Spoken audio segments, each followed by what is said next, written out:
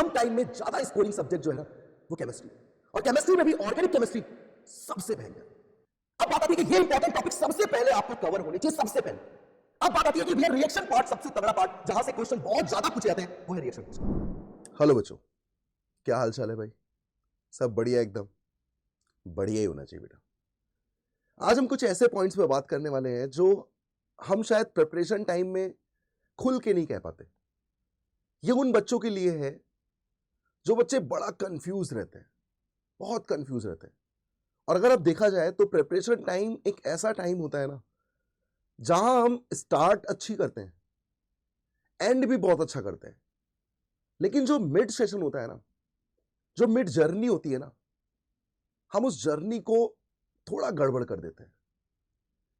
अगर उस जर्नी को हम अच्छे से समझ जाएं, अगर उस जर्नी में हमारा कोई साथ दे दे, अगर हमें कोई मेंटरशिप दे दे, हमें कोई मोटिवेशन दे दे, तो शायद हमारी वो जो मिड जर्नी है ना वो और अच्छी हो जाए। इस मिड जर्नी के लिए क्या करना चाहिए, क्या स्टेप्स करने चाहिए, क्या स्ट्रेटेजी होनी चाहिए, ये इस वीडियो में मैं आपको बताने वाला हूं। मैं बात करने वाला हूं ऑर्गेनिक केमिस्ट्री के ऊपर। मेरा नाम सुभाष यादव है। संकल्प भारत में आप सभी का मैं स्वागत करता हूं। तो मैं आपको इस वीडियो में यह बताने वाला हूं कि अब जो बचे हुए 3 मंथ्स हैं, तो जेईई मेंस, आने वाला जेईई मेंस का जो फर्स्ट अटेम्प्ट है, हम इसमें कैसे अपने आप को इंप्रूव कर सकते हैं और बेस्ट दे सकते हैं। क्योंकि अब मौका नहीं है मेरे भाई, अब मौका नहीं है। अब मौका है पार जाने का। अब मौका जर्नी को एंजॉय करने का नहीं है, अब मौका है जर्नी को एंड करने का। और ये एंड कैसे करोगे आप? ये एंड क्या है, क्या तरीके हैं इसको एंड करने के, यही मैं इस वीडियो में आपको बताने वाला हूं। मैं आपको ऑर्गेनिक केमिस्ट्री का डर खत्म करने आया हूं। बच्चों के माइंड में एक बहुत बड़ा डर होता है कि सर ये ऑर्गेनिक केमिस्ट्री ना बहुत रटनी पड़ती है सर, कुछ क्वेश्चन तो हो जाते हैं सर लेकिन सारे नहीं हो पाते। और सर ये एक ऐसा पोर्शन है जिसमें बच्चे बड़ा स्कोर करते हैं, बहुत स्कोर करते हैं।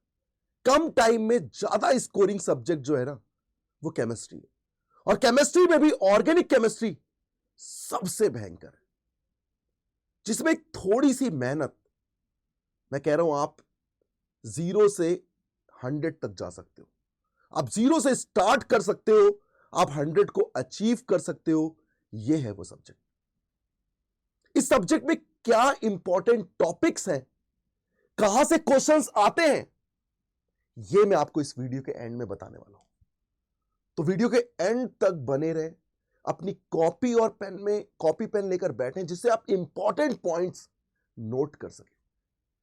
आप इसको अपनी टेबल के सामने लगाएं और डेली वाइज इस स्ट्रेटजी को अपनाएं, डेली वाइज इसको आप कंप्लीट करें। विश्वास मानिए आप 0 से 100 तक जा सकते हैं। क्या है ये स्ट्रेटजी, बात करते हैं इस पे। 3 मंथ स्ट्रेटजी है ये। कैसे करना है, कैसे प्रिपेयर करना है, क्या करना चाहिए, इन सभी पॉइंट से पहले एक बहुत बेसिक पॉइंट मैं आपको बताना चाहूंगा जो बच्चों को बड़ा परेशान करता है, जो उनकी जर्नी को डिस्टर्ब करता है। जर्नी बहुत अच्छी है, बस उसको डिस्टर्ब करने के कुछ पॉइंट्स हैं। वो क्या पॉइंट्स है, जरा ध्यान से देखिएगा। वो क्या पॉइंट्स है? सबसे पहला पॉइंट आता है कि सर हम बड़ा कंफ्यूज होते हैं कि सर सिलेबस क्या है, हमें यही नहीं पता। हम जिस इंस्टीट्यूट में पढ़ रहे हैं, हम जिस प्लेटफॉर्म पे पढ़ रहे हैं, सिर्फ हम पढ़ते जा रहे हैं, हमें यह नहीं पता कि एक्चुअल एग्जाम क्या सिलेबस पूछ रहा है। तो पहली चीज, आपको सिलेबस बहुत अच्छे से क्लियर होना चाहिए, बहुत अच्छे से। अब बात आती है कि आपने सिलेबस को क्लियर कर लिया, तो हो सकता है उस जर्नी में आपके बैकलॉग्स भी आए हो, जो आपको आगे की जर्नी में डिस्टर्ब क्रिएट करते हैं, उस जर्नी को पूरी तरीके से बर्बाद करके रख देते हैं। वो है ये पॉइंट्स, बैकलॉग्स।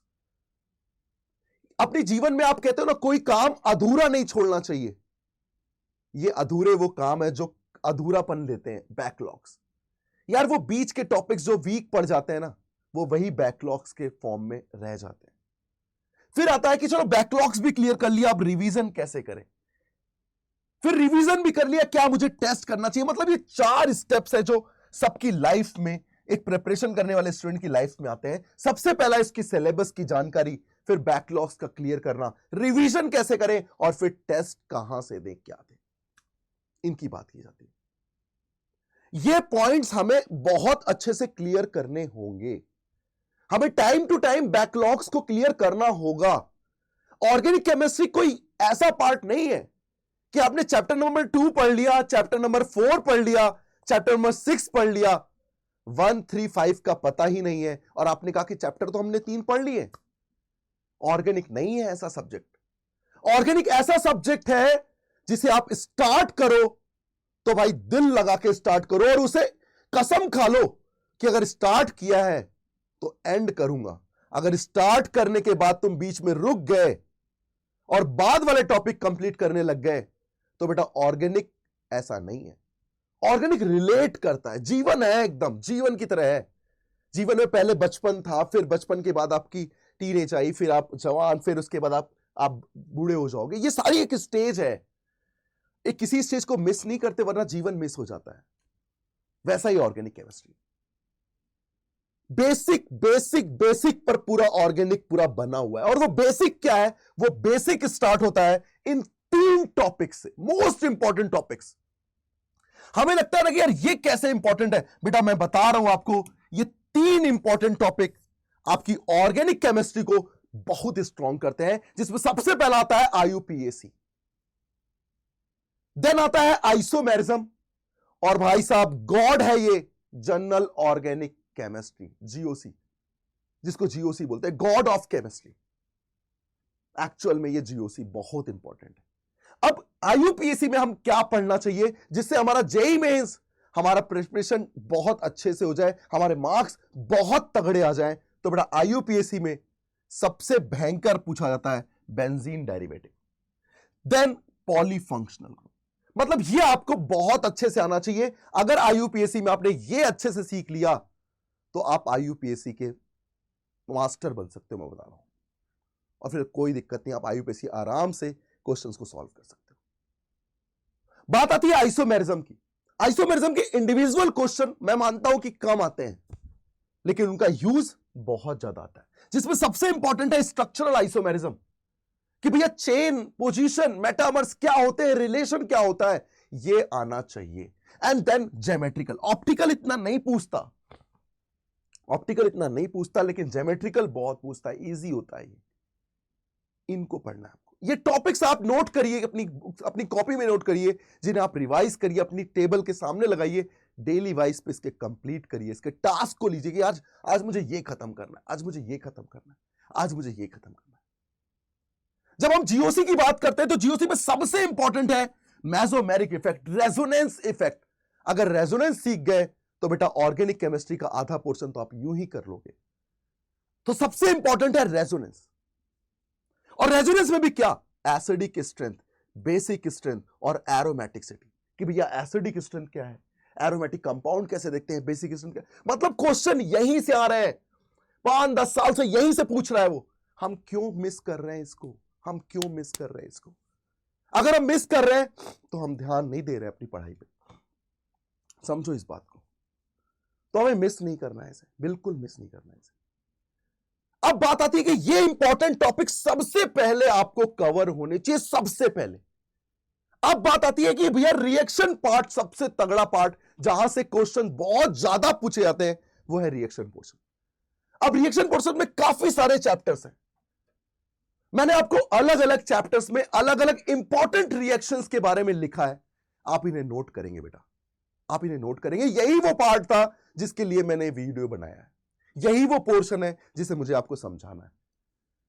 मैं बात करूंगा रिएक्शन के सबसे पहले चैप्टर की, हाइड्रोकार्बन। और हाइड्रोकार्बन में बहुत सारी रिएक्शंस आती हैं, लेकिन अगर बात की जाए ऑक्सीमर्कुरेशन, डीमर्कुरेशन की, सबसे इंपॉर्टेंट, बहुत पूछा है क्वेश्चन से। एल्कीन और एल्काइन दोनों की reaction, hydroboration, oxidation and ozonolysis. ये 3 ऐसे टॉपिक है जो हाइड्रोकार्बन को कंप्लीट कर देंगे। एग्जाम इससे बाहर नहीं पूछेगा, समझो इस बात को। फिर बात आती है हेलो एल्केन, हेलो एरीन्स की, जिसमें SN1, SN2 related name reaction, जैसे आपने हैलाइड एक्सचेंज पढ़ा था, फिंकलस्टीन, स्वार्ट्स, रिलेटेड ही तो है। लेकिन SN1 SN2 मोस्ट इंपॉर्टेंट, इनकी रिएक्शन से ज्यादा इनके बेसिक पॉइंट्स बहुत ज्यादा पूछे जाते हैं। तो इनके बेसिक पॉइंट्स पे आप देखो, आप उठाओ ना PYQs, आप उठाओ ना पुराने पेपर, भरे पड़े हैं क्वेश्चंस, भरे पड़े। क्यों ना पढ़े भाई, क्यों ना पढ़े? अगर अच्छा करना है लाइफ में तो क्यों ना पढ़े? एग्जाम फोड़ना है तो क्यों ना पढ़े? पढ़ना ही पड़ेगा। फिर बात आती है alcohol phenol ether, the most important topic of name reaction में, अल्कोहल फिनॉल ईथर। भाई साहब एलिमिनेशन का पूरा पोर्शन ही यहीं से है। Williamson ether synthesis, phenol name reaction, phenol की कितनी सारी रिएक्शन है, Reimer Tiemann reaction, Kolbe Schmitt reaction, भयंकर पड़ी हुई है एनसीईआरटी में नेम रिएक्शन। बार बार पूछ रहा है, बार बार बेसिक पॉइंट्स पूछ रहा है। क्यों ना पढ़े, क्यों ना पढ़े भाई? पढ़ना ही पड़ेगा। अगर हम इसे भी छोड़ रहे हैं तो फिर हम पढ़ क्या रहे हैं? बात तो ये आती है कि हम जब इसे छोड़ रहे हैं तो फिर हम पढ़ क्या रहे हैं? क्या हम वो चीजें पढ़ रहे हैं जो ज्यादा इंपॉर्टेंट नहीं है, जहां हम वो चीजें पढ़ रहे हैं जो हमारा टाइम वेस्ट कर रही है? नहीं, हमें ये पढ़ना है, हमें इस पर ध्यान देना है। ये वीडियो मैंने एनालिसिस के बाद आपको क्यों बना के दिया है भाई? मैंने 10 साल के पेपर के एनालिसिस पे ये शेड्यूल बनाया, आपके लिए बनाया, अपने लिए थोड़ी बनाया यार, आपके लिए बनाया। आप इसको पढ़ो। और बच्चों, एक बार आप सेलेक्ट हो गए ना, मैं कह रहा हूं आपसे ज्यादा खुशी मुझे होगी कि कम से कम मेरा जो मेहनत है वो काम आई है, मेरी जो मेहनत है वो रंग लाई है। तो इस बात को समझो आप और पढ़ाई पे लग जाओ, ठीक है? फिर बात आती है एल्डिहाइड कीटोन कार्बोक्सिलिक की। बड़ा इंपॉर्टेंट टेस्ट पूछता है। टेस्ट जितने टेस्ट हैं, haloform, Tollens test, aldol reaction, Cannizzaro, हर बार क्वेश्चन इसके बिना पेपर बनता ही नहीं है यार, इसके बिना पेपर बनता ही नहीं है, मैं आपको बता दूं। फिर बात आती है एमाइंस की। एमाइंस में हमेशा 1 डिग्री एमाइन से रिलेटेड सारी reaction, Hofmann bromide, carbylamine test, भयंकर, हर बार इससे एक क्वेश्चन आ रहा है, एक क्वेश्चन डन है, आ रहा है। क्यों ना पढ़े भाई, क्यों ना पढ़े? फिर आता है बायोमोलिक्यूल। बायोमोलिक्यूल में ज्यादातर ग्लूकोज की ही रिएक्शन पूछी गई है, ज्यादातर ग्लूकोज की रिएक्शन पूछी गई। मतलब ये वो पोर्शन है जो हमें ऑर्गेनिक केमिस्ट्री में जीरो से हीरो बना सकता है, अगर आपने ये पोर्शन कंप्लीट कर लिया तो ये जर्नी है जीरो से हीरो तक की। आपको बनाएंगे हीरो, बिल्कुल बनाएंगे हीरो। हम है ना यार आपके साथ, संकल्प भारत आपके साथ है। और इसी पूरी जर्नी को कंप्लीट कराने के लिए हम लेकर आए हैं एक क्रैश कोर्स। जेई 2024 का क्रैश कोर्स है, जहां ये सारे लेजेंड आपके सामने होंगे।